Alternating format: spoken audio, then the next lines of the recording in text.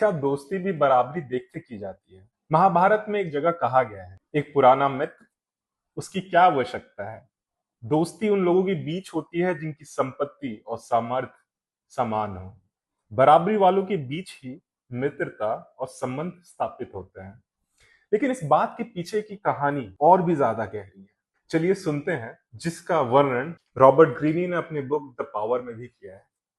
तो कहानी उस समय की है जब एक ब्राह्मण पुत्र और एक राजकुमार अपना जीवन और या अपना बचपन साथ में बिताते हैं, और राजकुमार प्रण लेता है कि वो अपना आधा राज, आधा संपत्ति बड़े होने पे, जब वो राजा बनेगा तब उसको दे देगा। तो कुछ ऐसे बोलता है वो राजकुमार कि जब मैं राजा बनूंगा तब मेरे राज्य और मेरी संपत्ति आधी तुम्हारी भी होगी।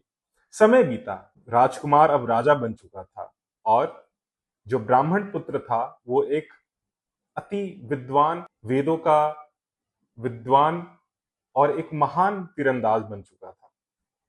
तो उसने सोचा, क्यों ना मैं अपने इस प्रतिभा को, टैलेंट को अपने राजा, अपने मित्र के साथ साझा करूं और उसकी सेवा करूं। तो एक दिन वो राजा से मिलने उसके दरबार जाता है, और सौभाग्यवश उस बालक को राजा दिखता है और वो चिल्ला के बोलता है, राजन क्या आप मुझे पहचानते हैं? राजा कहीं ना कहीं पहचान चुका था उसे, बट सोच में पड़ गया और उसने उत्तर दिया, हाँ हम कभी मित्र थे, लेकिन मित्रता समान लोगों के बीच होती है, और यहीं से एक पुरानी दोस्ती दुश्मनी में बदल गई।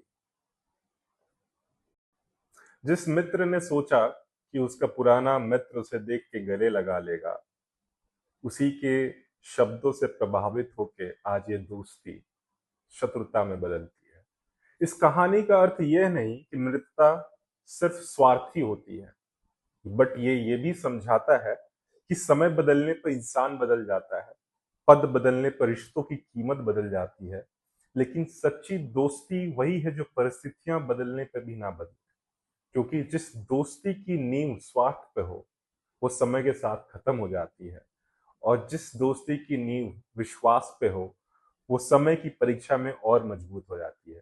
तो दोस्तों, ये कहानी किन दो दोस्तों की थी, और अंत में इस गुरुजी ने गुरुजी नहीं होगा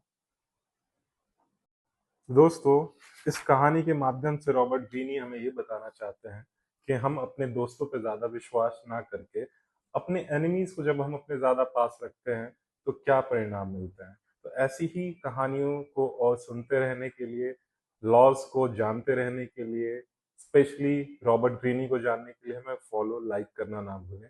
और दोस्तों, अपने कमेंट्स में जरूर बताएं कि ये कहानी किस दो नायकों की थी जो कि महाभारत में वर्णित है। धन्यवाद।